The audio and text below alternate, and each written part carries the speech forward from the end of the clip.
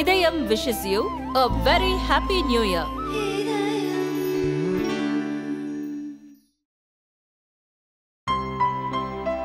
இனிமே கண்ணை மூடிட்டு கடலை எண்ணெய் வாங்கலாம். ஏன்னா மந்த்ரா கடலை எண்ணெய் இதயத்தின் தயாரிப்பு. திருச்சி மலைக்கோட்டை சுண்ணாம்புக்கார தெருவைச் சேர்ந்தவர் தரணீஷ், வயது 20. இன்ஸ்டாகிராமில் கால்மி சின்னப்பையன் என்ற பெயரில் வீடியோ பதிவிட்டு வருகிறார்.